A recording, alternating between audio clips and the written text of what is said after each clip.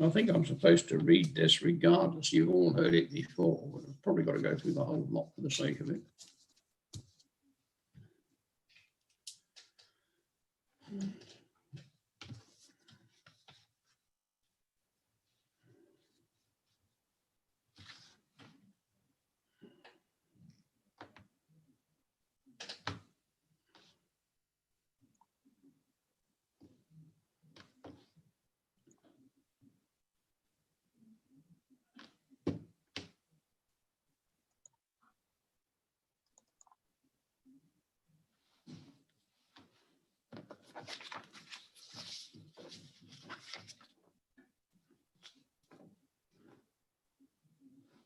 Good. I've had a message through to say that we can start. So other arrivals will have to join us slightly later.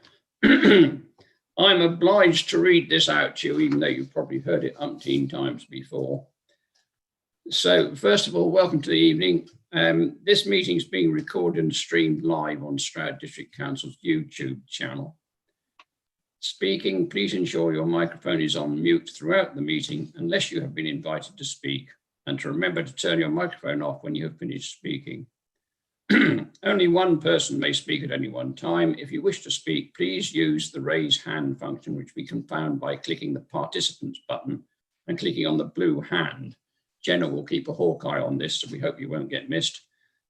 If you can't find this, please wave your hand vigorously in front of the camera, and I'm sure we'll see that.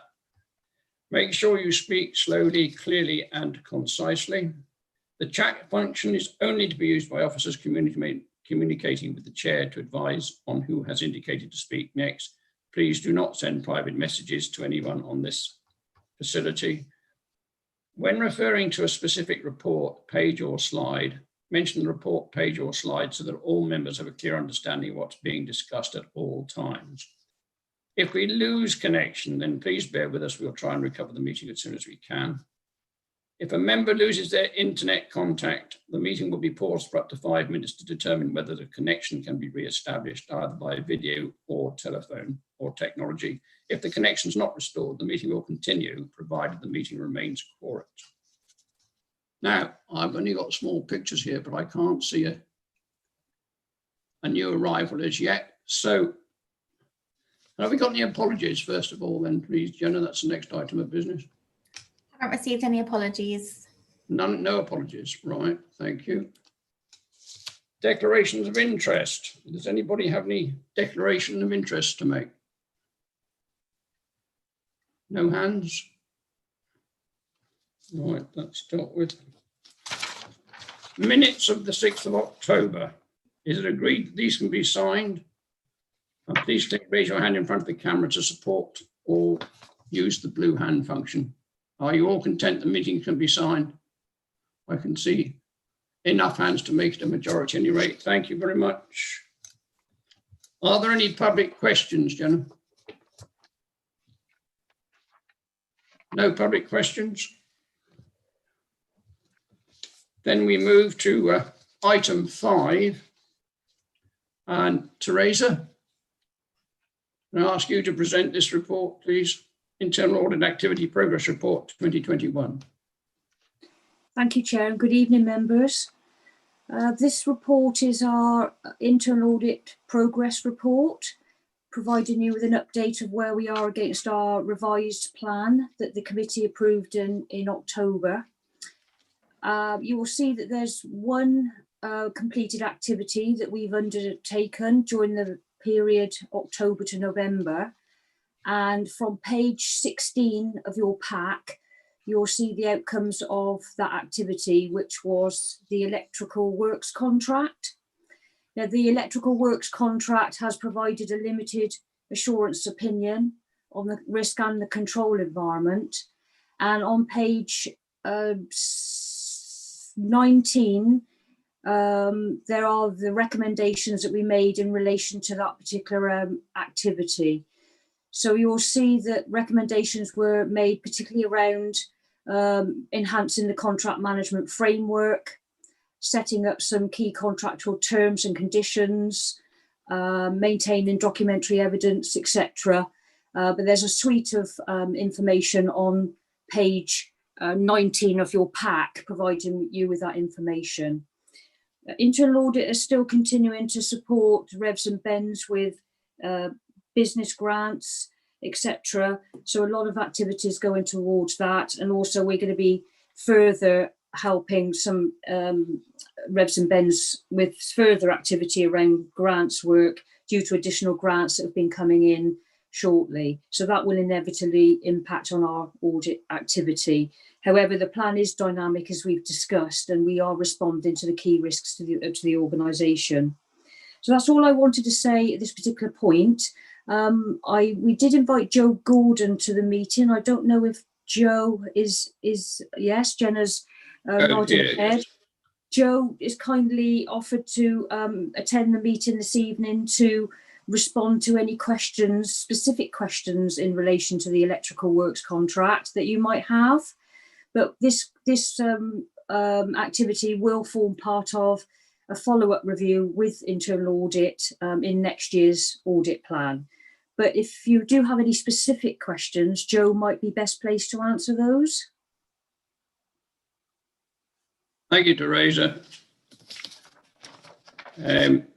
We are able to ask questions of Joe. He has joined us. He's on mute at the moment, but he has joined us. So do you have questions, anybody, for Joe Gordon? I'll say sorry about that. I was having some trouble getting in.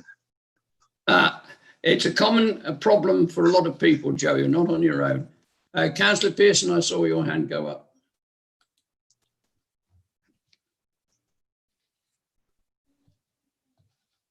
Keith, you're muted.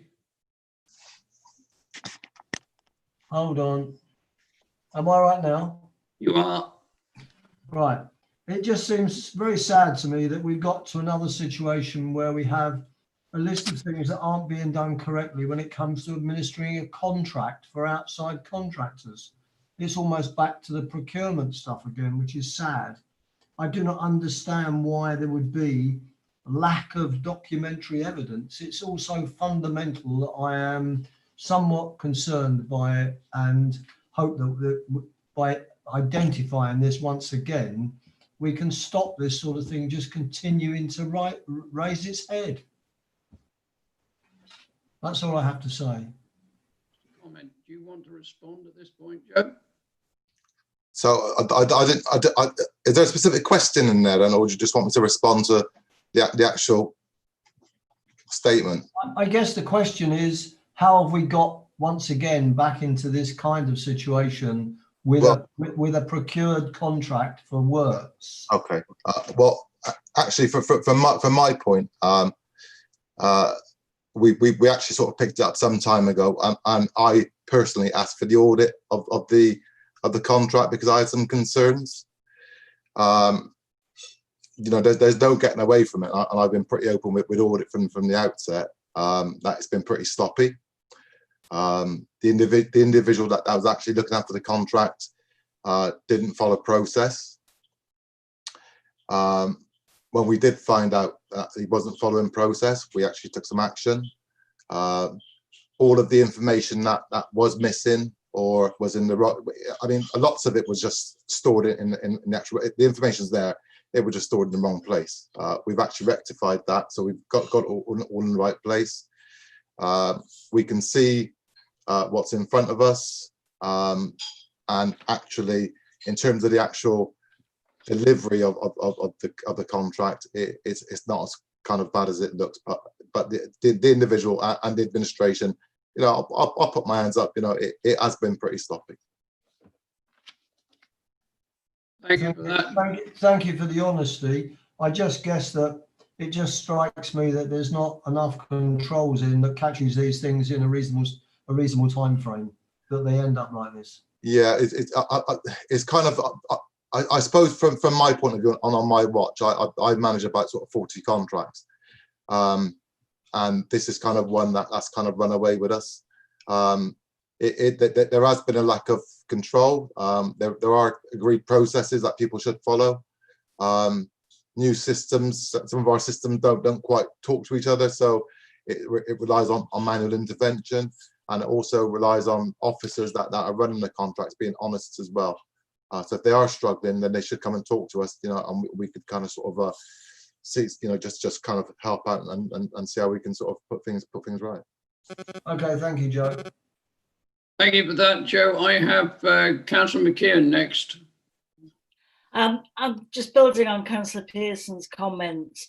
I'm concerned because it does look like there is a systemic issue around contract management, and that issue is a golden thread to the senior management team. So I suppose in terms of when I read the committee report, which actually didn't talk about the impact or what was going to be done, as you know, you can always look to the person at the bottom of the pecking order, but I'd be really interested about how strategic managers are taking forward these issues, such as this. This is a good case in point. And perhaps Andrew, you could address that, how it's done within the how the strategy is linking with the operation practice. Thank you. Do you want to respond to that, Joe? Sorry, Andrew, I thought she had a question for Andrew. Yeah, Yeah. I'll respond to that. Pardon. I'll respond. From my side of things, I mean, first of all, I was very grateful to Joe that having you know, identified this issue within his service, that he encouraged an internal audit to give us some recommendations to build on. I think that's the approach that we would like all of our managers to take in this situation. You're right, and it does go all the way up to SLT, and we've talked about this. And I've begun conversations with our policy team to see what lessons we can learn for review of our contract management system across the authority. Like Joe says, he manages a great number, and it's this one which is, Joe said, run away with you, but it still gives us some lessons to learn about the system. So we are going to put in a review of our contract management procedures across the organisation on the back of this audit. and who's going to be responsible for monitoring and evaluating that? Monitoring and evaluation and review, well, it will be for me to make sure the review takes place, and it will come back to SLT, and as part of that we will make sure we either refresh or remind people of what the procedures are for monitoring contracts. And I do think that actually the fact that we have procedures in place are what allowed Joe to identify that this one wasn't going as it should and take the audit in place. So I don't feel it sort of shows a systemic lack of control, because that's those controls which allowed us to identify this wasn't as it should be. But absolutely, that would be for me. And you know, if when that review's taken place, the committee want to have a look at what's happened there, then by all means we would welcome that. I don't prolong this, but actually the fact that you found something wrong doesn't mean that, you know, that was one that you've isolated. So in terms of assuring me as a councillor, it doesn't really, Andrew, but if we can see that report, with hopefully it's got a tight timeline, that would be very helpful.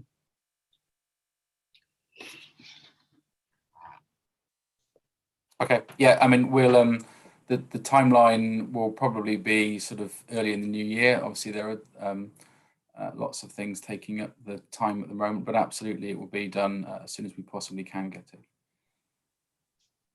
All right, you content now, Councillor McKeown, with that answer?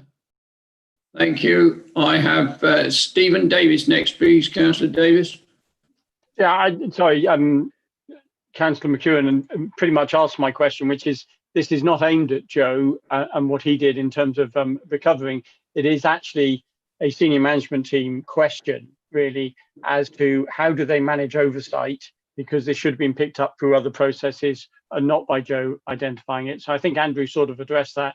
But I think, you know, as the strategic management team are getting in place, and let's be honest, they weren't in place 6 months ago, we need to make sure the processes are set up that enable them to monitor these contracts. Thank you. And did you require a response or are you just making the comment, Stephen? No response required. I think Andrew covered it. Thank you. I have Councillor Tom Williams next, please, Tom. Thank you, thanks, and thank you, Joe, for coming along. I think my question's been addressed, but not necessarily answered. When we've had these problems in the past, probably before your time, Joe, one of the issues that always came up was to what extent it was a failure of our systems, which were making it too difficult to control contracts, and to what extent it was sort of individual failings on the part of officers, which can be addressed by training and coaching, and there are other ways of addressing that. Have you got a view on that? I mean, do you think you really need to overhaul the way you run the contracts to stop this happening again, or do you think it's more a question of a bit of training and putting maybe some minor tweaks? And that's what I wanted to ask. Okay. In terms of tweaks and whatever, I think it's absolutely stands with the officer. That was actually administering the contract. We've got lots of contracts which are very similar in terms of the processes that we've got in place, that they're pretty prescriptive. But this individual decided, or for whatever reason, that they wouldn't follow that process. Whether it was because we were going through, looking back, we were going through a review at the time, and whether they decided actually they weren't going to be around anyway, so why should they bother? I've looked at that. What I will say is that, going back to a couple of questions ago, whether it's systemic, it's absolutely not. That same contract 2 years ago, we got a substantial for the actual management of the finances. So, kind of what went wrong in a sort of preceding preceding 2 years, I kind of don't know really. But we've looked over all our contracts. That they're pretty much, I wouldn't say that they're all perfect. People, there's still a lot to learn, and there's still a lot to do. But what we do have to do, there are lots of manual interventions, so it relies on somebody to check. So you've got checkers checking checkers, and I think if we've got better systems in place, one is for Andrew and SLT, they will have complete oversight of what we're doing and how we're doing it. So I suppose in terms of assurance, once we've got new systems in place, which is what we're looking at the moment, they should have a kind of a better view of what's actually going on across our business unit. I've been quite open since I've been here, and there were issues before my time. There were things that I picked up, so I changed things. People are always resistant to change, but at the moment it's still reliant on us as managers and officers to, one is to be professional about what we're doing, and two, to make sure that what we are doing doesn't put the business at risk. Thank you, Joe. I've got Tom, you satisfied with that response? Yes, thoroughly. Thank you, Joe. Thank you. Have Teresa next. Reese, thank you, Tom. Teresa. Thank you, Chair. I just wanted to sort of reaffirm what Joe said originally. As you know, we do our risk-based audit planning process. And as a result of that, Joe did highlight this particular area as a potential issue that he wanted some assurance on. So, as head of service, he wanted to gain some assurance on these systems and processes. So I did want to sort of reiterate that Joe did highlight this. So this has given us an opportunity to look at these systems and actually move forward. I'd also like to say as well that, Andrew has, as soon as he was aware of this, Andrew has instigated a review through the policy and governance team, I believe, Andrew, to look at the contract management framework. So as you all alluded to, having that oversight, that assurance framework in place will go sort of a long way to significantly give that corporate oversight of contract management arrangements and giving that assurance that they're being commissioned in line with policy, procedures, contract procurement and procedure rules, etc., etc. So I think if but again, it takes it down to the first line of defence, the operational managers. You need the operational managers to take accountability and responsibility for enacting those policies and procedures. And then if you develop something like a corporate assurance framework at your second line of defence, with the oversight there, once you look at your capacity to be able to do that, I think once you've got those two things in place, then there shouldn't be any further problems within this area. Thank you, Teresa.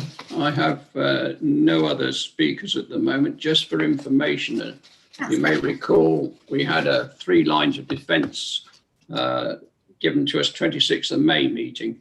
If you're wondering what the 3 lines of defence system is, it's on page 43 of those papers. Before we thank you, Joe, and let you go, I do have a question on the basis of, in case any of the members of the public might be watching, and it's with reference to the electoral contract oversight. Has any problem arisen with the standard of execution, of the contractor's work, or is this a matter of lack of briefing to the responsible officer? Okay, there's nothing actually wrong with the work. We've got the certification, we've checked that through, we've got that in systems now. It was purely about the management of the information. Thank you for that. I see on the screen, Councillor Pearson, you have another question?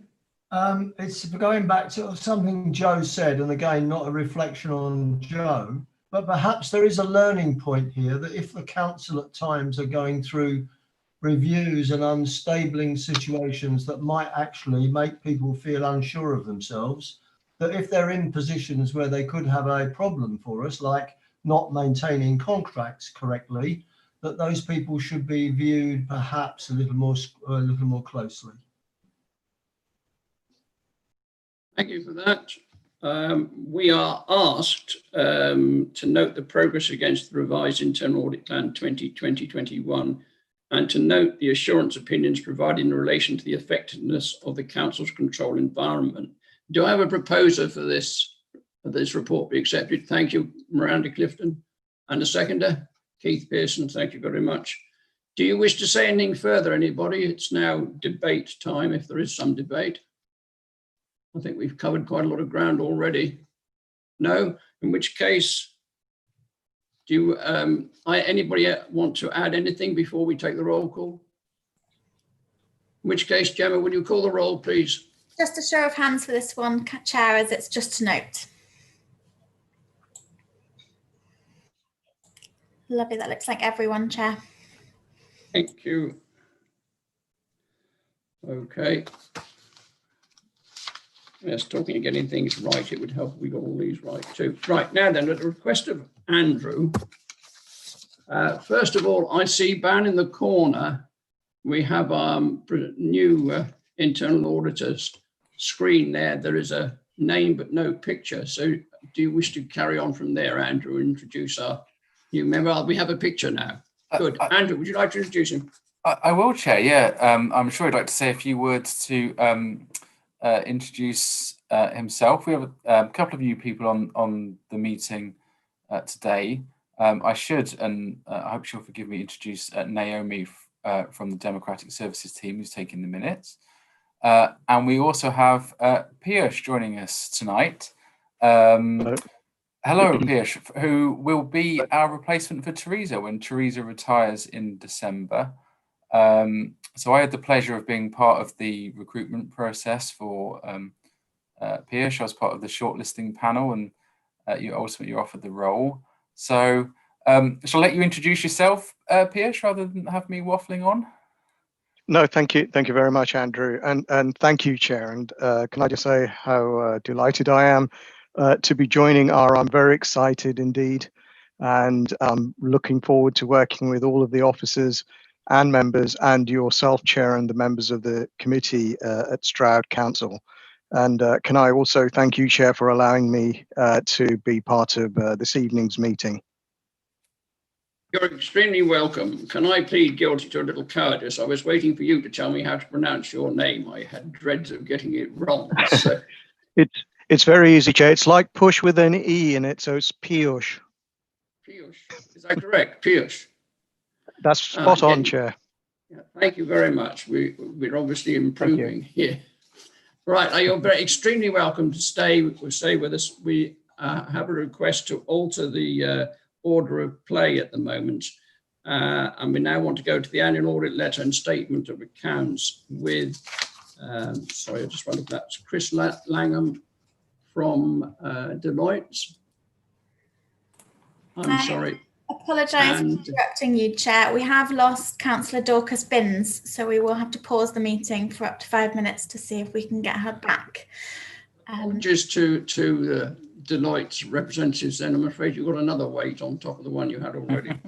So if everyone can, Okay, no worries. sorry, Michelle. If everyone can just put themselves on mute, and I will try and get Dorcas back.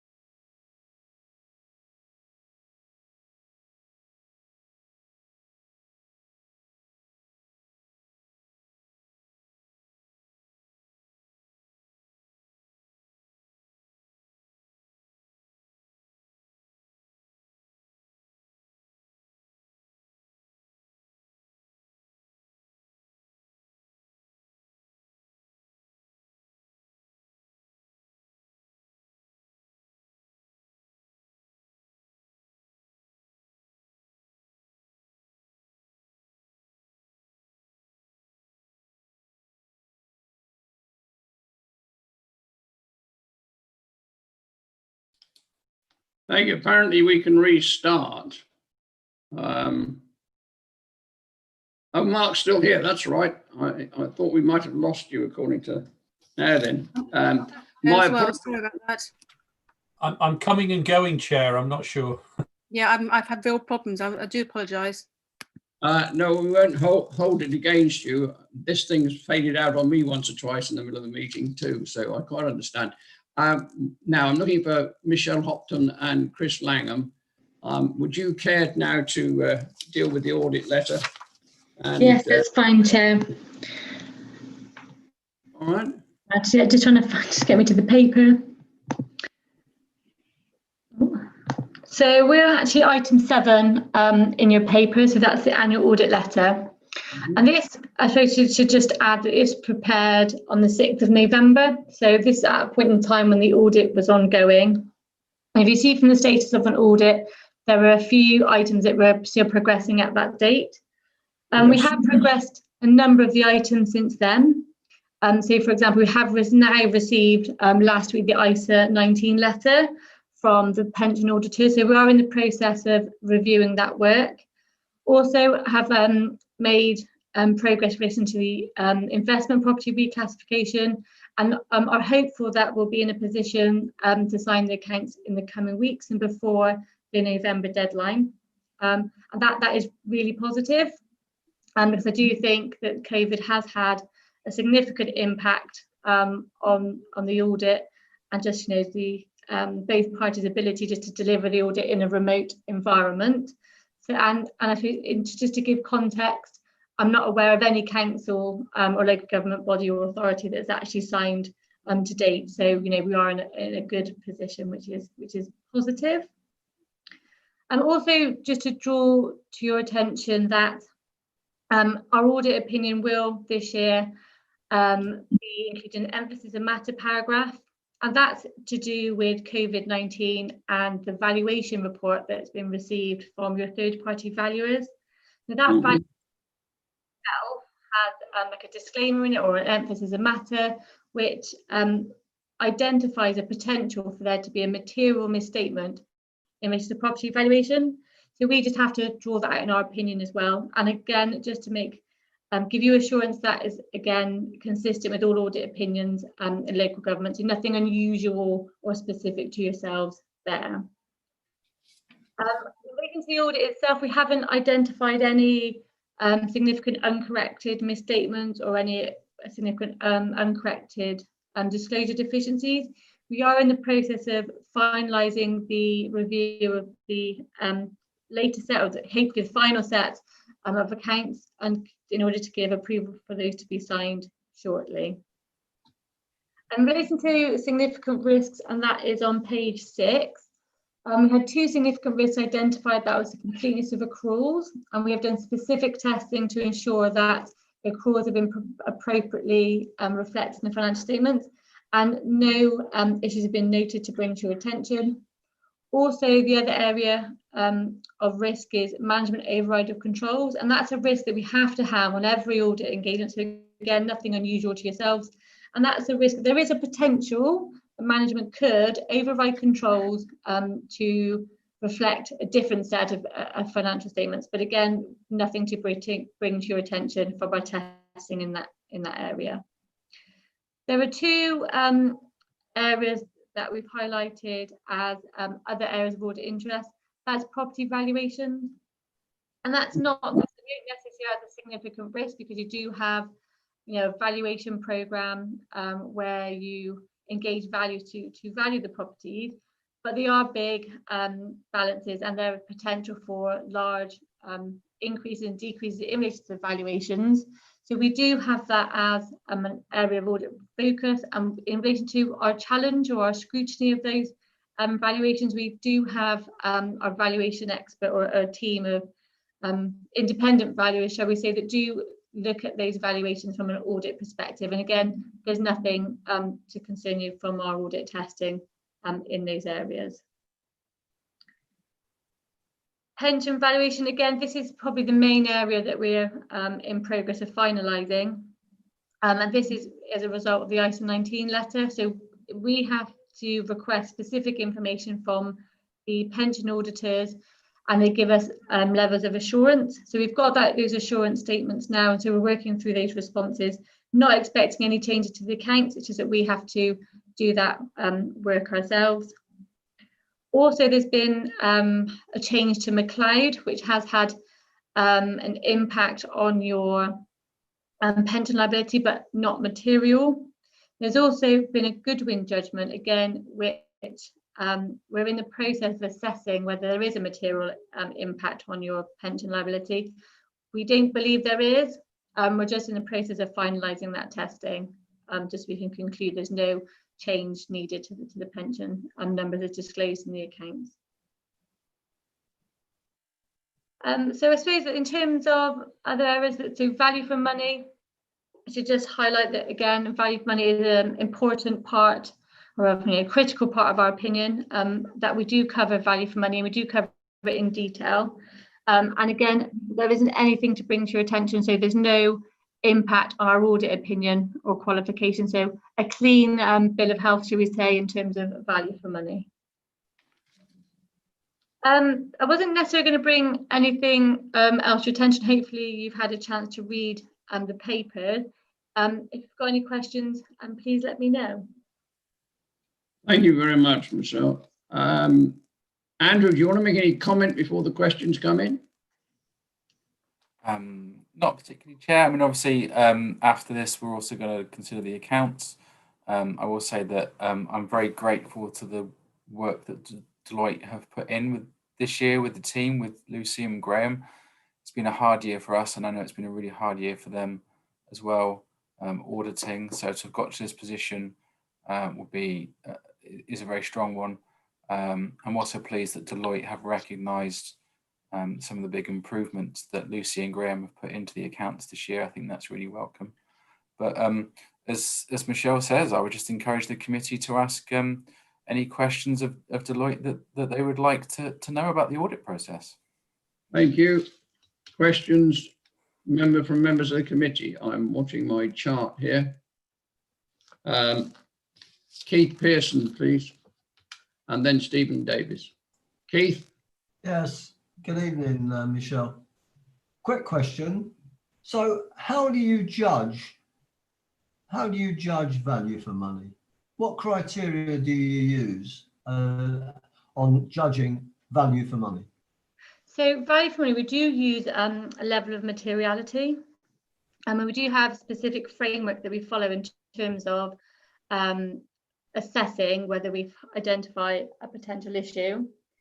I would say under the current guidance, in order to have a qualified audit opinion or an impact on the value for money part of our opinion, there'd have to be quite a significant breach in governance arrangements around value for money. So our remit is to look at governance. So is there a failing in governance, for example, around a specific contract, governance around how you govern the council as a whole? It could be governance around how you manage your finances, for example. And so what we do, we look at there's a set criteria that we assess the council against, and that would be, have you got a robust financial plan? Are there controls around how you review that financial plan, how you make amendments to those financial plan? How do you review contracts and work in partnership with other organisations?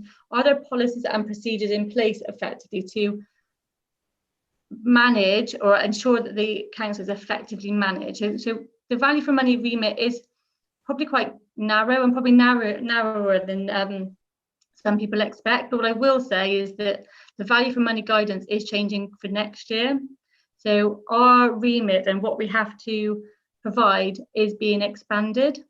And I think that has come about in terms of, having challenge potentially that, value for money is fundamental in terms of local government and the public sector. So having that refresh, and we will have to actually write a report to say, more narrative on what we've done, what we have looked at, what we've challenged, to get more of a flavour of what we've considered as part of value for money. So that is, I would say it's changing, but I would say we have done the robust work that we need to under the current framework and haven't had any issues that impact on our value for money opinion. So it's more about process. It is more about governance, So if as long as a procurement exercise for procuring a particular contract, for example, is done within the realms of the governance of that, you're not actually looking as if at some point someone says, well, okay, it fulfilled all the governance criteria, but did we actually really get value for money for it? Well, was the quality good? Did we really could we have got it better? Yes, if we were drawn to, if there's an internal audit opinion, for example, that drew out a potential risk around a particular item, then that would suggest that the governance probably isn't there. If there wasn't value for money, if there wasn't quality, that would suggest there is issues with governance. So we do look at kind of all the internal audit reports. We look at your annual governance statement. We look at minutes of meetings to kind of understand. Are there any concerns or any kind of themes that potentially are material enough to warrant consideration part of our value for money opinion? Okay, thank you. Thank you for that. Councillor Davis, you're next. Thank you, Chair. Now, my question was really, obviously this year, the timing of the audit has been disrupted by COVID, but I assume going forward, we will see the same increased pressure, if not in 2021, certainly in 2022, that we were seeing before COVID gave us this extension. I guess two parts of the question. One, are you ready and able and expecting to be able to handle that? And I think I've asked this question before, but we'll ask it again. Is there anything we as a district council should be doing to be able to help you to hit what is going to be a tight deadline in future years? Thank you. So I've seen, and I'm not sure if, and correct me, apologies if I've missed it in your question, but there has been, I think it's the Redmond review, and again, I might need to check which review it's in. I think it was a Redmond review which actually looked at the timetable for local government, and it has actually recommended that the 31st of July deadline for all local authorities and all councils just wasn't an achievable target, and that's really based on the resources of audit firms to kind of audit, I don't know how many hundreds of March year ends, and have the necessary skills and capacity to do it in that timeline. So they have recommended an extension to the normal deadline to the 30th of September. I suppose what we're not clear, and I'm not clear at the moment, is what that means for next year. I think I would be very surprised if it moved to the 31st of July next year, but likely, will it be the end of September? Will it be November again? And I suppose we will watch that brief in terms of deadlines. What I would say is we have scheduled the audit next year already. So we have a rolling 1 year, like a rolling schedule for our audit. So the audit is actually already scheduled, already in plan for next year. So we do have the capacity and resources available to do that. In terms of help, I think we did see a significant improvement from Lucy and Graham in terms of, the trial balance being delivered, support and documentation, and the quality of the accounts that were provided for audit were of a better quality than the year before. So I think that was really helpful. I don't think, so I think we would absolutely want to replicate that next year. In terms of improvements, I think maybe both myself and the finance team should maybe work together closely in terms of interim. What could we do earlier in terms of an interim? Could we make more use of an interim? Also, in terms of detailed prepared by client requests. And again, Lucy, maybe we need to have a conversation before, in the new year around what would be helpful between us in terms of making sure we're fully planned, fully engaged, and, have a robust project timetable and plan in place. Thank you. Thank you for that. Thank you, yes. Happy, Stephen? Yeah. It's Councillor McEwen next, please, Karen. Right. Thank you. This is a question, but it's more focused. It looks like a pedant question, but it isn't actually. It follows through from the previous agenda item about individual accountability and corporate accountability.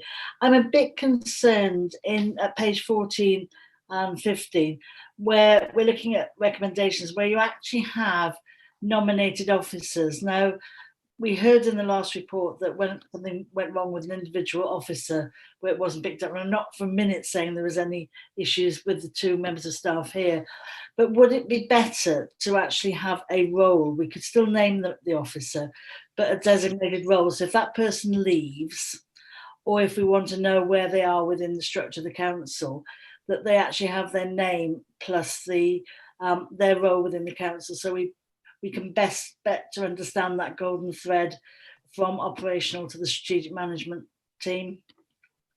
Yeah, that's fine. So I'm guided by what's ever helpful in terms of the council, in terms of monitoring and tracking that. So I'm happy to add the information into because we will issue a finalised 260. So it's helpful. I can include that in the final version. I think it shows more corporate responsibility to a role rather than an individual, which is helpful. Thank you. Thank you for that. Tom, Councillor Tom Williams. Thank you, Nigel.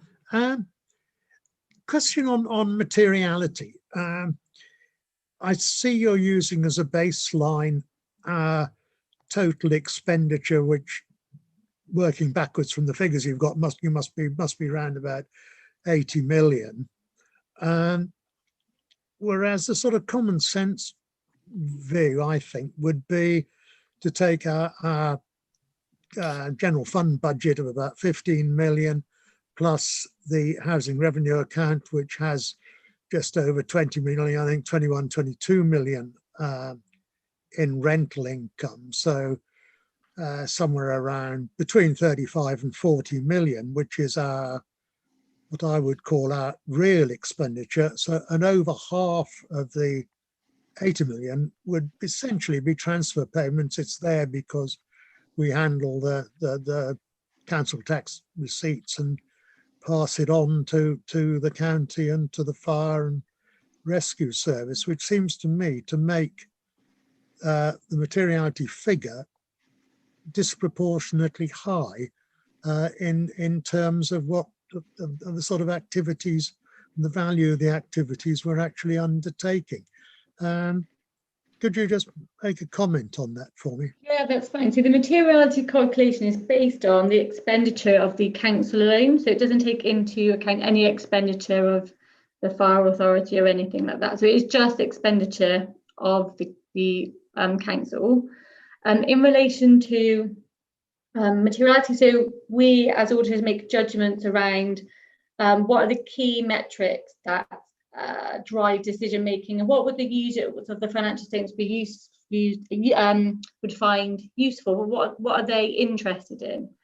So we look at a number of stakeholders, one being the general public as being probably a key stakeholder, and what are they interested in? What is the council spending its money on? So we do see that gross expenditure kind of replicating what the council uses its funds on effectively. So we use that as a benchmark, and that benchmark is consistent with all other councils all over local or authorities. And also when we look at other auditors' audit files as part of transition, again, the benchmark is comparable to that. Also, the 2% benchmark that we use is judgment, and that's based on what we see in terms of controlled environment. Is it well governed? Is it well controlled? Are there lots of material misstatements that have been noted in the previous years, which isn't in your case? So there is an element of judgment, but what I would say is the judgments that are made in terms of calculating the materiality figure, in my view, do give me assurance that I'm able to say that the financial statements are true and fair and are not materially misstated. Like I say, it's in line with the industry norm, shall we say, in terms of auditing local authority accounts.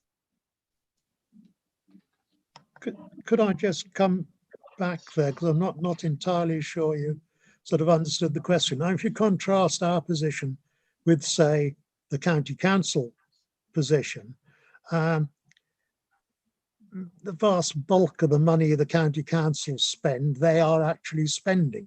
The point I'm making is that about half of what we notionally spend is simply a transfer payment to other authorities. and so the total figure isn't a reflection of activities over which we have any control. And so it makes the materiality figure disproportionately high. If that's what normally happens, then that's what normally happens. Doesn't make it sensible.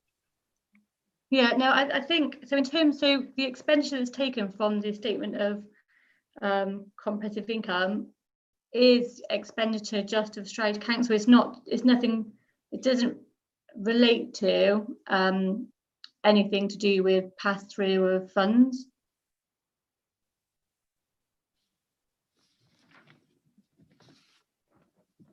All right. Are you satisfied with that, Tom? Thank you. I might take it up. I might have them take it up with someone else, but that's okay. Thank you. All right. Thank you, Michelle. Just a general observation, since you're talking about timing, and I'm not right in thinking if we go back to 30th of September, that's where we started from before there was a rush, isn't it? It would be where we started from, yes. Yeah. So yes. Been better left alone, particularly the effort that went in this time to getting it done earlier. Right. Well, in that case, no further questions or comments on item 7. And this, if I've got this right now, with Jenna. Oh, there you are. Yes. This is to note again, Jenna. So just take a show of hands. Quite happy with that? Everybody in favour, please show. Thank you. Thank you. Thanks very much, Michelle. And Thank you. Bye. Bye. To lend moral support if he did speak, I suspect. Is that right? Yes. Right. Can we move on then, please, to have item 8 now. Statement of accounts 1920. And according to my briefing, Graham, you were to introduce this. Thank you, Chair. So, Statement of Accounts 2019-20. I suppose one of the big features of this is the changes to the deadlines. We've been talking about deadlines, but because of the circumstance that we encountered, the team has sort of all been working from home during this period. And thankfully, the deadlines got extended. So we had until the 31st of August to produce the unaudited statement of accounts. And we delivered that on the 31st of July. Andrew signed that on the 31st of July. So it was a great effort, really, in the circumstances. It's quite a big exercise at the best of times, with us all sort of located together in a team. But to do it in our sort of disparate situations was quite an achievement, I think. And also, as has already been noted, that the Deloitte points from last year's ISO 260, where they mentioned some of the shortcomings in our working papers. We've made during that time great efforts, and sort of leading up to that, so over the few months preceding the production of the accounts, making sure we address those as a team, and to getting the proper reports that out of our financial systems. And that work is something of an investment, and that will pay off not only this year but in all subsequent years. So we're very glad to have addressed those points, because it's really, really helpful to the whole process.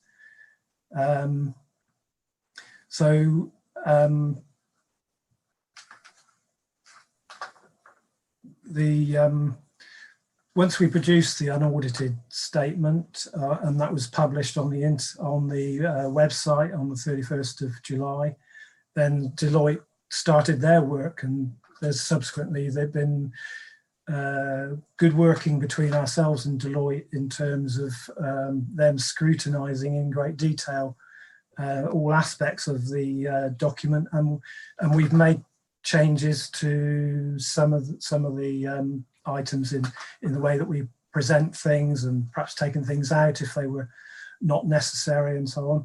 So the version that we have on the before us today is very much sort of been honed, taking on board their comments. So if you want to sort of take a little look at the statement of account, I mean, trying to work my way through the document, one of the best places to get a good overview of the financial year is perhaps not looking at the figures themselves, but looking at reading the narrative report. So that will give you a very good overview of what's happened during the year. But if we look at page 75, which is the movement in reserves statement, that statement itself gives a good overview of the finances of the year. And you've got total usable reserves of increasing by 2.5 million in the year, and total unusable reserves increasing by 21 million during the year. So, and that's really in a nutshell our financial position for 1920.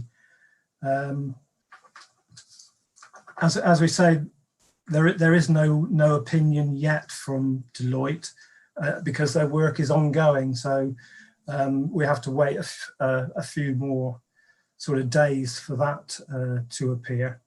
But overall, I just like to thank all my colleagues really for the team effort that we put in these challenging circumstances to produce the statement. Don't really want to say any more. It's a very detailed document. Happy to take any questions there. Thank you very much, Graham. Questions, please, from members of the committee? I take it that Jenna is watching,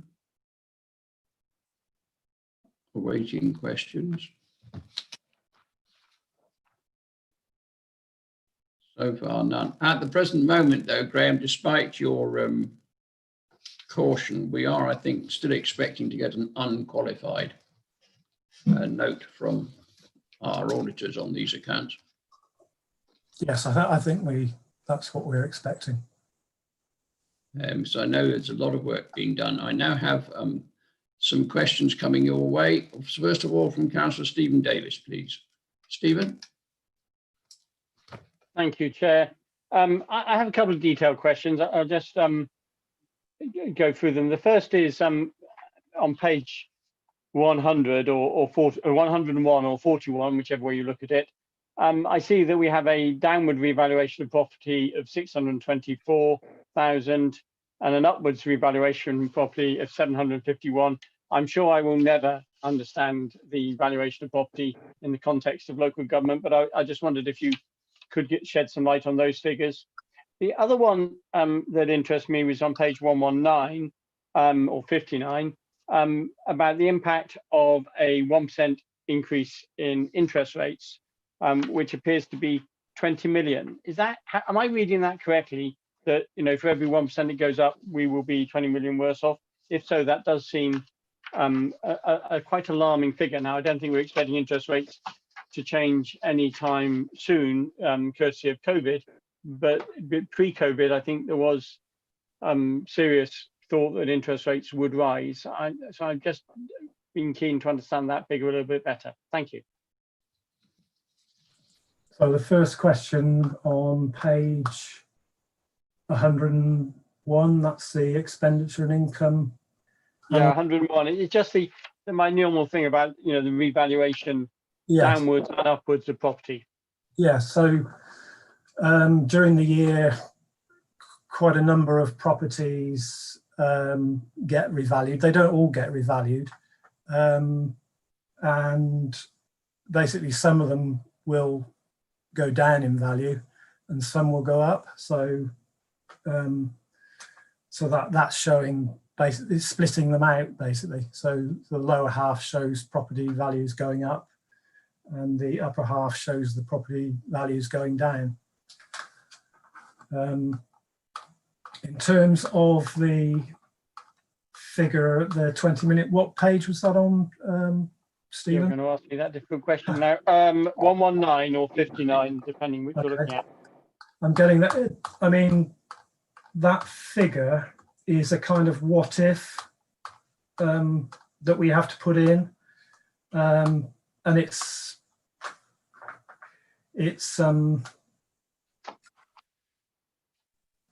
so the fair value of fixed rate borrowings if interest rates were 1% higher. I have to think this one through myself. It's if interest rates have been 1% higher,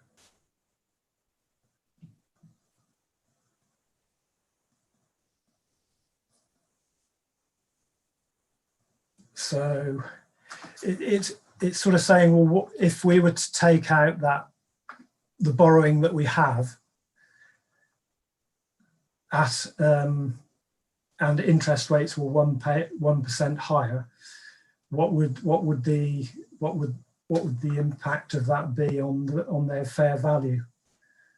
I guess my question is, a 1% change in interest rates doesn't cost us 20 million because many of our debt is borrowed over an amount of time at a fixed rate. So I read that and I went, oh my God, a single 1% could wipe out, could seriously impact it. Are you saying that's the worst case, assuming everything was at a variable rate, or is that really the worst case that could happen if interest rates went up 1%? You're absolutely right. Our borrowings are all at fixed rate, so this is a very what if. So okay, then I'm much more comfortable with that. I read that and went sort of, oh my God. Yes. Thank you. All right, Stephen, thank you for that. And Graham, I have Miranda Clifton next, please, Councillor Clifton. Thank you, Chair. Sorry, Graham, this is going to be a really picky question of detail, but it's just to help my understanding to make sure I've got this right. So on page 64 or 4, it's about the outturn variances across the service committees. And so there's some figures in brackets and some figures not in brackets. And yeah, I understand that an underspend is in brackets, but an overspend is not in brackets. But if you're talking about income, so building control, no, wait a minute, recycling food waste and garden waste income is a figure in brackets. So does that mean we received less income or did we receive more income? Is it an underspend of income or is it an overspend? Are you with me?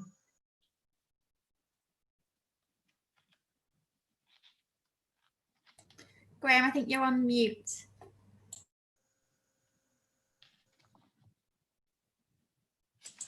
Sorry, I'm trying to get to the page you're on. Is it 64 of the 64 of 166? Yes. Sorry. Of 166, right. I'm getting there. Table.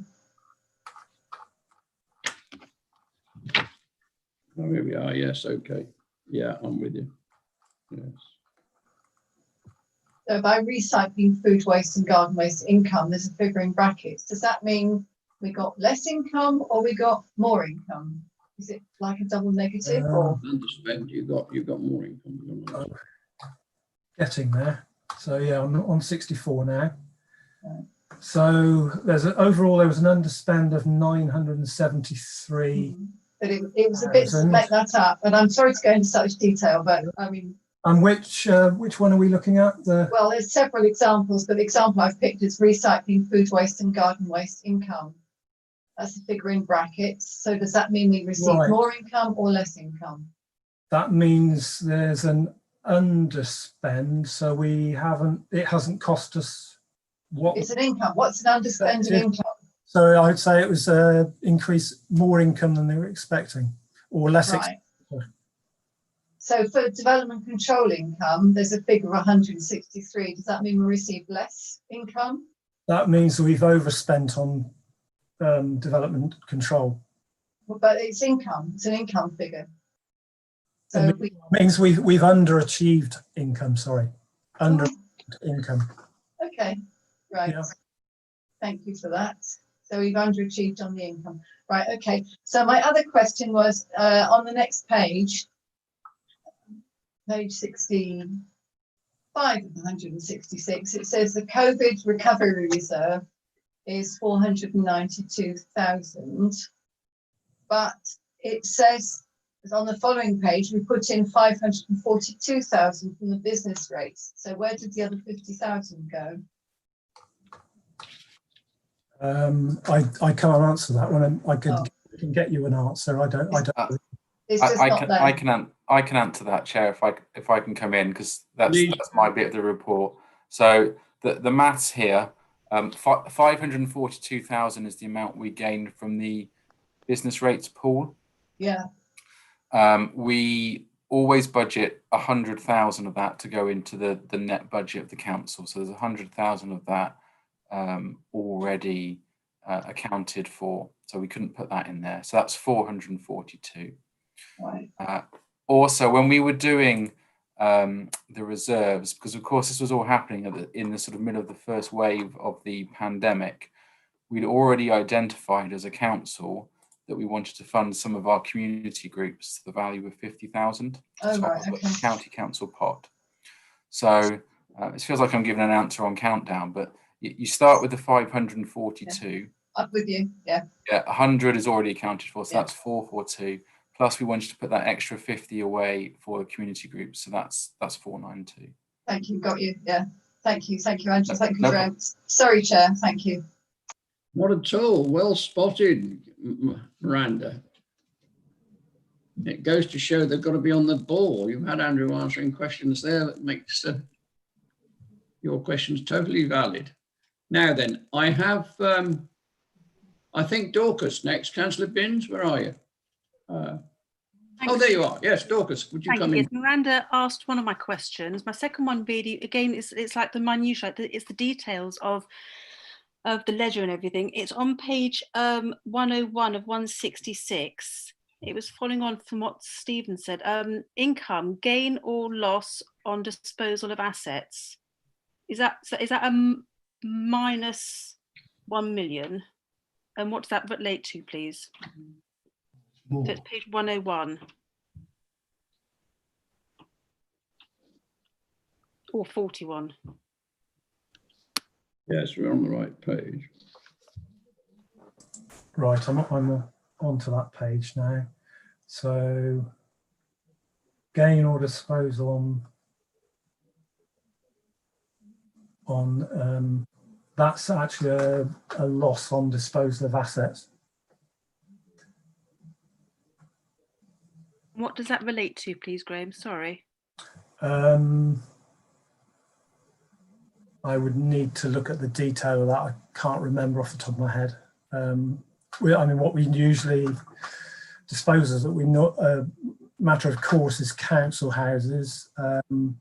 They generally produce a surplus. So whether there was some other pieces of we dispose of some little units.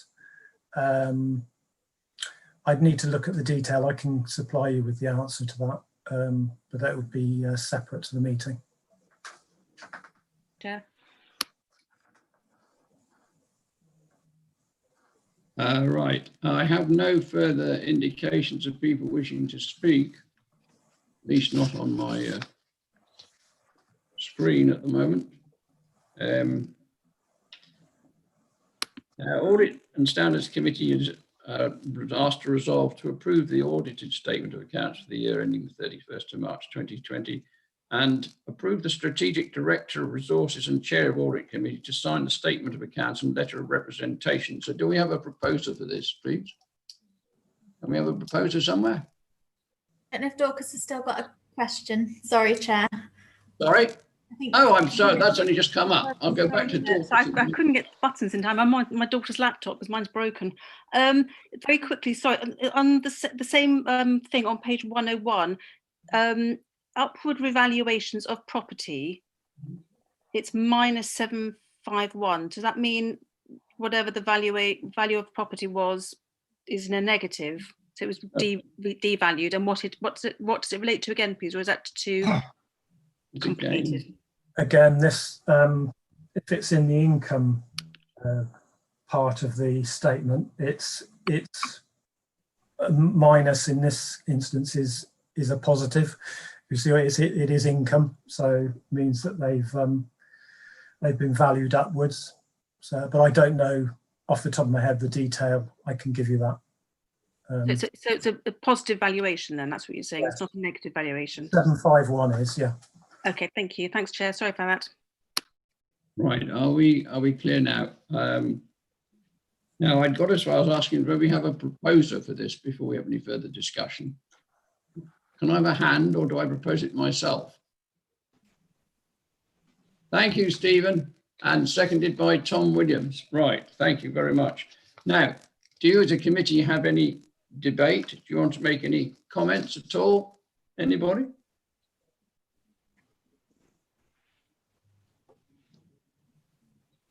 Well, I'll make a comment in the absence of everybody else joining in. First of all, I think the team did an extraordinary job to hit a deadline of 31st of July. Secondly, I think that the accounts are in extremely good order compared to some authorities. We know at least one's been served with a 114, section 144 notice.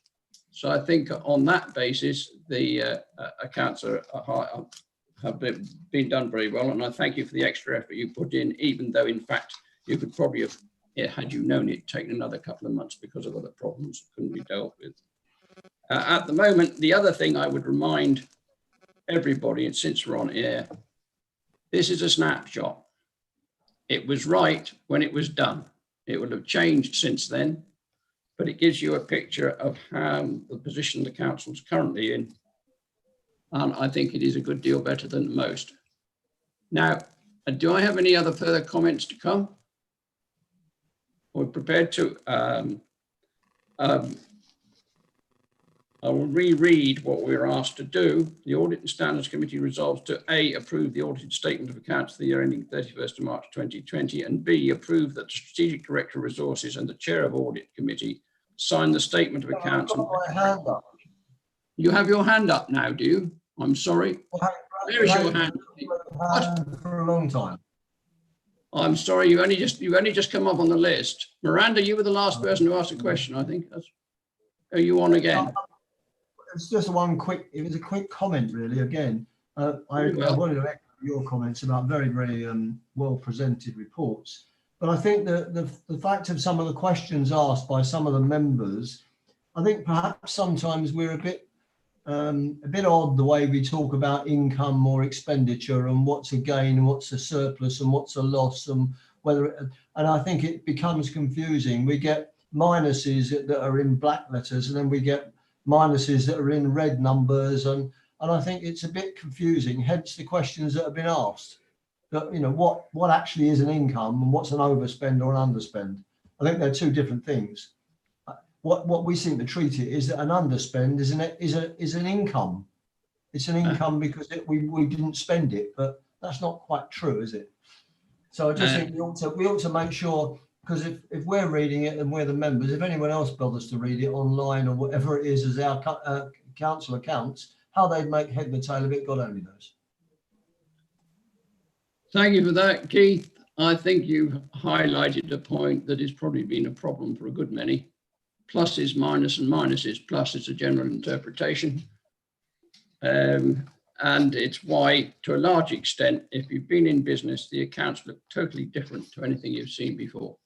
I think we can take that up later on, but at the present moment, I have a proposer and I have a seconder for what we've been asked to do. So I think the best thing we can do at the moment is move to a roll call, Jenna. This time we have to do that, I think. Councillor Clifton has her hand up. Do you want to go to? Sorry, who has? Miranda's coming to come. I beg your pardon. I cannot see these things coming up after I've spoken, so you'll have to wave at me or something. Miranda, please come in. Sorry, Chair, it's really just to reiterate your comments, on the good work, and it's really cheering to see that this council is in a strong place, as it says, to support the district in its recovery, and the financial position is strengthened. So I think, absolute congratulations to all concerned. Fine, thank you for that. Now, before we ask for a roll call, is there anybody going to wave their hand at me? Too late. Call the roll, please, Miranda. Sorry, Jenna, call the roll. Councillor Binns, for, against or abstain? For. For Councillor Clifton? For. For Councillor Davies? For. For Councillor McEwen? For. For Councillor Pearson? For. For Councillor Reeves? We lost him. Councillor Reeves? He's not on the I'll screen. come back. Councillor Studdock Kennedy? For.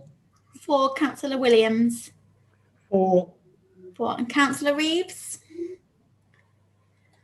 I don't think he is there, Chair. He did say in the chat that he was having a lot of problems. Yeah. That has passed. Thank you.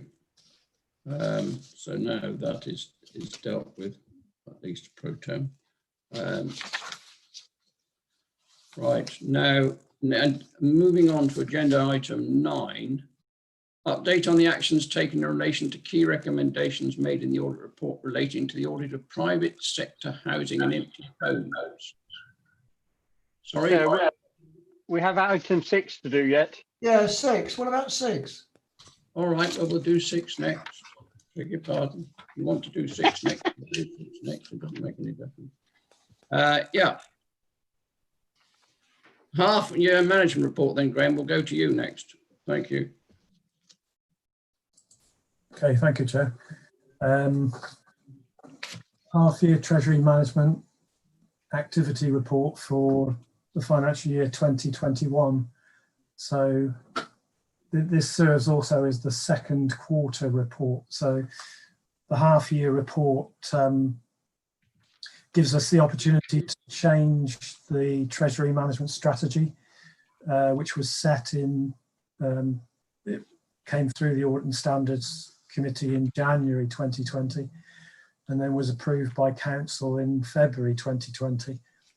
The half year report is an opportunity for us to change that strategy, but this report is not proposing any changes to that strategy. I can report that through the period April to the end of September, we've been compliant with that 2020 strategy that was set in February.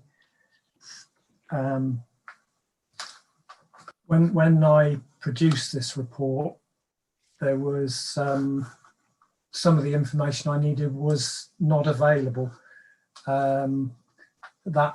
That information came through on Monday, and so an information sheet was circulated today, which has on it the full figures for Table 1 and Table 2. So I particularly want to focus in to start with on Table 1, and that shows in detail the split between the interest earned on our internally managed cash flow investments for the first and second quarters split out. So the total investment earned in the first quarter was 104,000 on an average investment of 55 million, and compared with that, the second quarter was income of 103,000 on an average balance of 57.8 million. And the interest rate, the average interest rate for the quarter 1 was 0.75%, and the average rate for quarter 2 was 0.72%, giving an average for the half year of 0.74. And we've really got to set this in the context of the interest rate position for the country as a whole. Base rates were cut in March 2020 to 0.1%. Obviously the lowest level they've ever been. And we have had talk of, the potential for negative rates. Negative rates are in place in Europe, but the sort of word is that we're not looking to do that. The government is using quantitative easing rather than pushing interest rates negative. That's the sort of context where we're in. You can see the benchmarks that we are comparing ourselves to. The 7-day LIBID, both for Q1 and Q2, are negative, and the 3-month LIBID for Q2 is negative. So you can, the majority of our investments are with banks and building societies and money market funds, and you can see the change in the return from Q1 0.422 to Q2 0.284, and that will undoubtedly fall further in Q3 and Q4. To put it in context, when we were setting the strategy for that was approved in February 2020, we were talking about increasing interest rates over the medium term. Currently, there is no prospect of no forecast prospect of interest rates rising from 0.1 over the medium term. So that takes us through to sort of March 2023. The second part of the information sheet shows the performance of the funds that we invested in last financial year, and you see the Lothbury Property Fund for the half year has returned 2.51. Hermes for the first half year has returned 3.93, and Royal London Money Multi-Asset Fund has returned 2.38. We made the final investment that that was selected in the selection process last year in October, when we placed 1 million with CCLA multi-asset fund. So the full 10 million that was approved as part of that process has now been invested. In terms of borrowing, there's no movement on our borrowing. We've got 103.717 million of borrowing, and also in excess of 6 million of internal borrowing. There is 1 million of borrowing due to be repaid during this financial year. I think that's all I want to say at this stage, so happy to take any questions.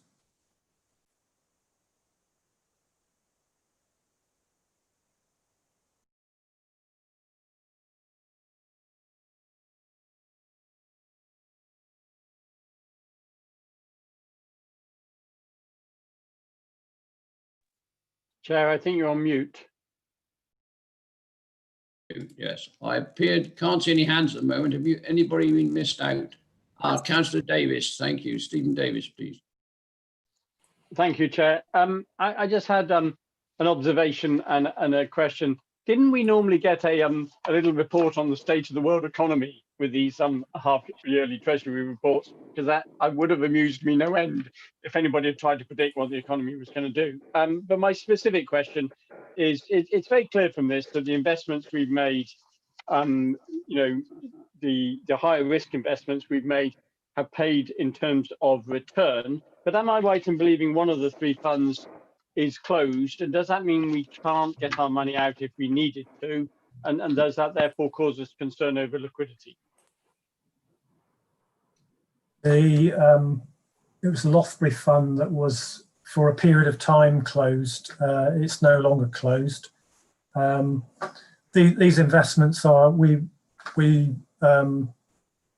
took them with the view that they're medium to long-term investments. So we don't have those kind of cash flow requirements that we would need to, cash in these investments. So it's not a matter of concern if it was closed. Okay, it's just that we could have been in a different financial state post-COVID that said we might have needed some money. It's always been my concern over this increased risk, but I'm glad that it's open again. Thank you for that.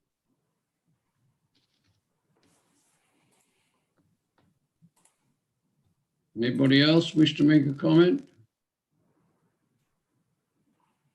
Well, in the absence of comment from others, I will make one. Thank you, Graham and the team. Another good job with very good results. Investment was well timed. I have one question, Graham. These figures that you sent out today, are they based on close of business last night? These figures are covering the period up to the 30th of September. Ah, thank you. Yeah. All right. So we don't happen to know, just out of curiosity, what the close of business valuation of the stock was as of last night then.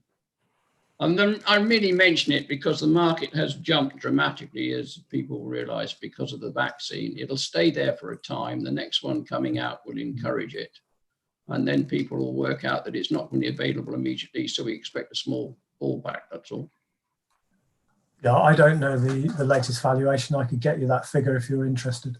That's all right. Thank you very much. It's just my personal interest. It just is, it makes a nice change to read something over 2 instead of something under 0.1 or 0.9 as an interest rate.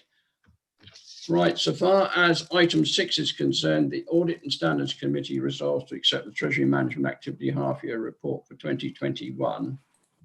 And I think we do need a proposer. Thank you, Councillor Pearson. Seconder? Councillor Binns, thank you very much. Do you wish to make any further comment or should we go straight to the roll call? Right, in which case we'll go straight to the roll call. Would you like to call the roll, please, Jenna? Thank you, Chair. Councillor Binns. 4. Councillor Clifton. 4. Councillor Davies. 4. Councillor McEwen. 4. Councillor Pearson. 4. Councillor Reeves. 4. Councillor Stellett-Kennedy. 4. Councillor Williams. 4. Unanimous, Chair. Thank you all very much for that. Now then, according to me, and I'm sure you'll correct me if I've got this wrong, items 5, 6, 7 and 8 have now been dealt with. And with apologies to Maria, who's been sitting there for some time, we can go to item 9, which is update on the actions taken in relation to key recommendations made in the audit report relating to the audit of private sector housing and empty homes. Now, I don't know that Teresa, you're to introduce this, I think, and Maria is going to answer questions if we have them, right? Yeah, thank you, Chair. If I can take the committee back to the October committee, we presented the audit of the empty homes processes and systems, and it was provided a limited assurance opinion on the control environment. And we made a number of recommendations to which Maria and her team fully accepted.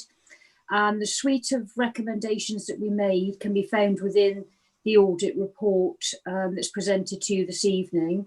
But the from page 163 onwards provides Maria's update to the recommendations that were made. So you can see on the left-hand side the original recommendation we made and the original management's response. And then underneath that little table under each recommendation, you'll see the management update as at the 23rd of October. So Maria has kindly offered to attend this evening to provide you with any sort of more details regarding her responses. So if Maria is okay with that, then she can answer any questions relating to those recommendations. Thank you. Thank you very much. Questions for Maria or comments?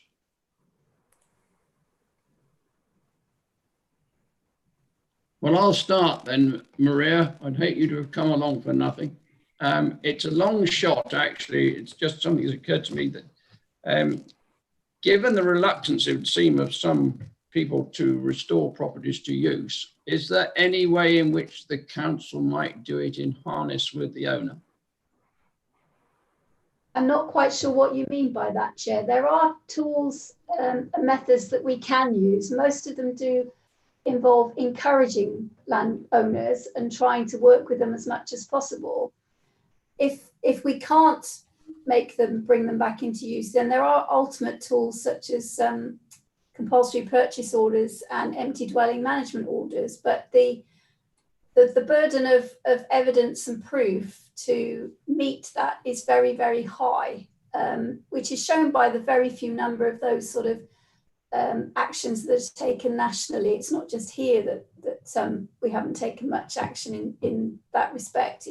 It's nationally. It does take an awful lot to meet that requirement. And certain determined owners can be quite savvy and know that if they do a little bit, then we've sort of got to go back to square one and start again with the processes. And then they'll do another little bit and then you carry on again.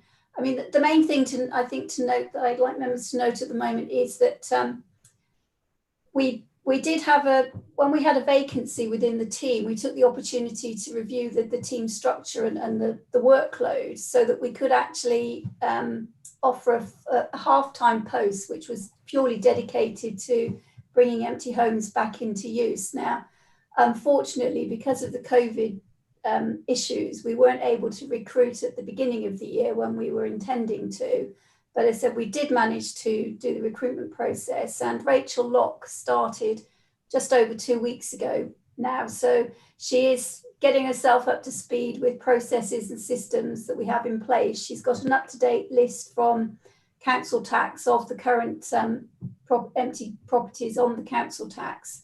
And we're starting to reinvigorate, a programme and start that process and that work going again. Also, we have actually also approved, and there's work underway on our first empty homes loan. So that work should be finished in a week or two's time, and we're hoping to use that as an opportunity to do some awareness raising and getting some publicity out of that one. Thank you for that. I have a couple of questions in front of me. Councillor McEwen first, please. Karen? Thank you for the report. I've read the recently published report on empty housing. One of the things I was interested in was the figures saying that in Stroud it's 1.96, and within the document it says it was 3%, which was the same as everywhere else except Tewkesbury, which I was interested in. But I guess what I'm feeling from this report, which is very thorough, is there's a lot of process, and it's about the outcome. And I'd like to know that the process is, you said that it's an adequate framework now. I'd like to have had a good one or even an outstanding one. But I'm concerned that I don't know what you expect will improve from this, except a system.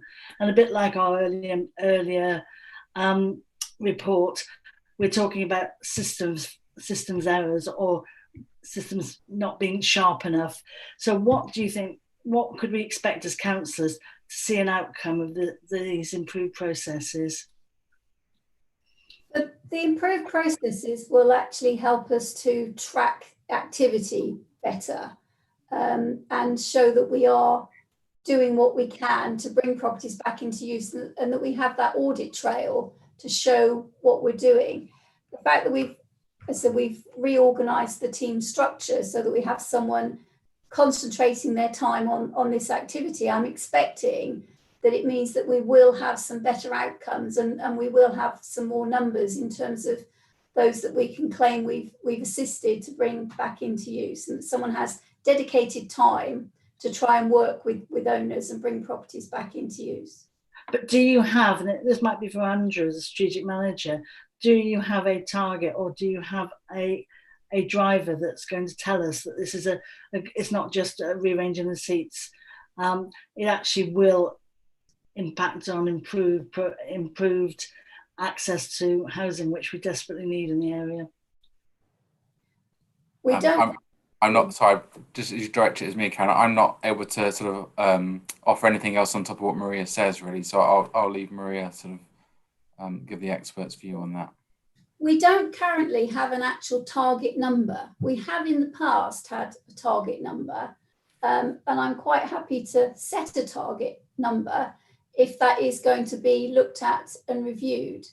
But there's not much point in me having a target number if it's not looked at and challenged. I guess that's for your senior managers, where I'd hand it back to Andrew as a representative of a senior leadership team, because that is, we've got a housing strategy, and that is how this fits in, and your operational staff are working towards that. So I don't know what the golden thread is, Andrew, with that, so that there isn't the mismatch between operational staff and what's happening at the strategic level. Yeah, I'm not aware of any mismatch. I know, Maria, you work very closely with Brendan and Keith on all of these things, and I can pick up with them that you've raised that as an issue. But yeah, I don't believe there is a mismatch, and we are very much working with Maria. No, sorry, what I meant was that there's no target that is particularly reported back to members at this moment in time, whereas we have had it in the corporate delivery plan in past years, which has then been reported directly back to members. Obviously, within the department and the management structure, yes, the activities and the work, the operational work that goes ahead, that is reviewed with managers. What I'm talking about, and I'll finish on this note, is what, as an elected member, I'm looking for is impact. The processes can be as sharp as you like, but if we actually aren't seeing any impact from them, that's just wasted effort. So I would ask for that golden thread with the senior managers, so that work's taken forward. Thank you. Maria, if I'm may, I'd like to follow that up slightly. If you ask for a target, there must be some way of enforcing that target. If you don't have a way of enforcing the target, how do you propose it's hit? I can't, this is a bit like the planning problems that the council experiences. It's supposed to build X number of houses, but if the developers won't do it, they've no means of enforcement. And it's pretty much a very similar situation to that. You've hit the nail on the head. We can set ourselves targets, and it does give us something to work to and to try and achieve those targets. But we are very much actually in the hands of the property owners, and all we can do is count those that where we feel we've actually added some value to what they've done, and that what we've done has encouraged them to bring their property back into use. But if they won't, then there's not an awful lot we can do. As I said, there are some enforcement procedures, as I said earlier, but in order to meet the required burden to follow through with those legal procedures, it's very high, and it's very difficult in our area to meet that burden of proof. Thank you for that. I think it clarifies the position somewhat. I have Councillor Pearson next. Keith? Sorry. This is a kind of pedantic question in a way, so forgive me, but I was just reading the report that Maria's done, and I noticed that in July 2019, it says we have 53,158 dwellings in the Stroud district, excluding those owned by the council house. So to my mind, that makes it now something in the region of forgive me, 58,500 or something like that, if you add the 5,300 council houses. But if you go back to our statement of accounts and the Chief Financial Officer's narrative report on the front page, apparently Stroud in 2018, 1 year before exactly, had a population of 119,000, but also living in 51,796 households. And knowing the history, I can't believe we managed to build nearly 5,500 to 6,000 houses in Stroud in a year. So that kind of seemed right. I can't sorry, Councillor. No, I know. I suppose I'm just picking it up for someone to muse about it, because it also goes on to say that our draft local plan now says we've got to find an additional 12,800 houses, but our population's only expected to grow by 15,000 people. So there's going to be an awful lot of single occupancy in the next sort of 20 years, I guess, on that basis. This was just a point of seeing the two reports that kind of conflict each other, unless someone can tell me different at some point. Thank you. I didn't write the main body of the report. That was done by somebody in audit. I only wrote my management response in the table at the end relating to the recommendations that were made. So I don't know where those figures were actually obtained from, so I can't answer. I'll leave that for somebody who might be looking to muse over then. Thank you, Maria. Councillor Pearson, can I respond to that? Yeah, by all means, Teresa, you respond. Yeah, thank you. I mean, as Maria says, the first part of the paper was our original audit report on this. I mean, I can check to see where the figures came from. My auditor would have got them from a source. So if you do want me to find out where those that 53,158 came from, I can certainly take that away and respond to you. Teresa, I'm not precious about it. I just think that maybe one of them can't, they both can't be right. So whichever one happens to be right somewhere along the line, it might make a difference in how many houses we've got to build. So that was my point, I guess. Okay, right, I'll take that away. Thank you. Thank you, Teresa. Councillor Binns, please. Thanks, Chair. Maria, I mean, how do we compare as a district council to other councils across the country, please, in terms of, you know, how good are we or how bad are we? And are there any councils that we can look at as those sort of beacon councils to see what they're doing? I understand what you're saying about the fact that, you know, people who own properties, if they are run down, are very reluctant to do anything about it. But is there a council that has sort of managed to find a way forward? There are, and there is also the National Empty Homes Agency, which is a sort of a forum organisation which we are members of. So we do take note of information, as say guidance and best practice that comes out of those organisations. One of the things that we did bring in that was brought up was one of the things that can help to make known and bring a property back into use is if it's actually costing them money to keep it empty. And so things like serving Section 215 notices where you've got an untidy property to get the owners to tidy it up. If you serve those and you do the works in default, then you can put charges on to the property.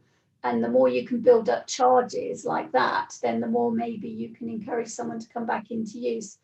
Well, Section 215 notices were only planning officers were authorised to serve those until about 18 months ago. And that's one of the things that we did get was for the officers in my team to also be able to serve those notices on empty property so that we can sort of move that forward and do that more quickly.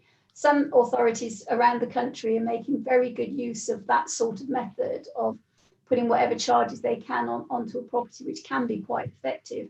The problem we've got nationally, though, is, as we all probably know, a lot of we've already just been talking about the interest rates and how you know it's very low interest return that people are getting for their money.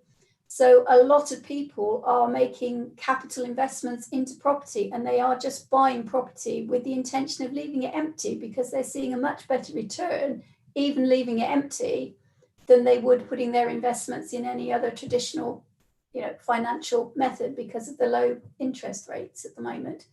But we're certainly not the worst in the country. We're sort of middle of the range. And there are others, particularly in the north, you've got huge areas of streets and streets of empty property, which people can hardly give away. We're certainly not in that position at all.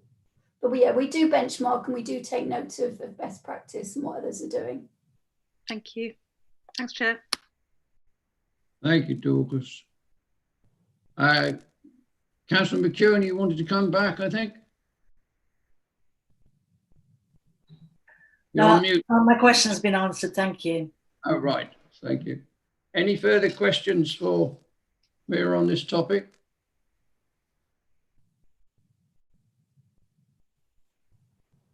No, we're resolved to note the report. So I think a show of hands is all that's required. Democratic Services saying so. So would you, those in favour, just show, please. Thank you very much. And that's item 9. We have standing items, agenda number 10, the work programme. Now that is a little difficult to change at this point because we've already had a review of what internal audit's been able to do, and that's still governed by COVID. So unless anybody's got anything they particularly want to raise at this point, I propose, Andrew does. Right, Andrew Cummings, please. Yeah, just briefly, thank you, Chair. Just for members' information, I know we agreed the revised plan last time, and I said that this would be very much something we keep under review. Since that point, we've had a number of government requirements for assurance on grant schemes, not least the local restrictions grant for closed businesses, which we launched today, an additional restrictions grant for businesses where their trading is impacted, which we hope to launch later in the month, the local test and trace support scheme, where people get £500 if they're on low incomes and been asked to self-isolate, and the fees and charges reimbursement scheme for the council, all of which require internal audit work. So where I said that we will be having to make agile adjustments to the plan on those lower priority items, that's looking to kick in effectively in our work with internal audit to make sure we do that. And we'll report back to the committee at future meetings about the impact that that's had. Thank you, Andrew. Anybody wish to make any comment, or are we quite happy with that? No, fine, thank you. Agenda item B, 10B, consider any risk management issues. I don't know whether any members have looked at Excelsis in the last week or so. It would appear at the moment there is no change from last time that we looked at it. The risk levels are still the same. I don't know, Andrew, whether you're able to confirm that actually Excelsis is being kept up to date in preference to other things, or whether it's having to stay where it is until there's enough time available for it to be brought up. The risks are still there as they were a month ago. Yeah, it's still being updated, Chair, and Sarah Turner in our corporate policy team did actually quite a lot of work, probably around the time of the last meeting, actually, working with managers across the council and making sure that we were updating these.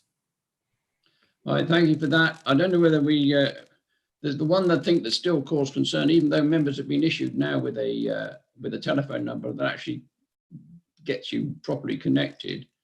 I don't know whether the telephony issues have been ironed out to the point where we can now speak to officers direct or not. The telephony is still there as a high risk on the register. Do you have any comment on that?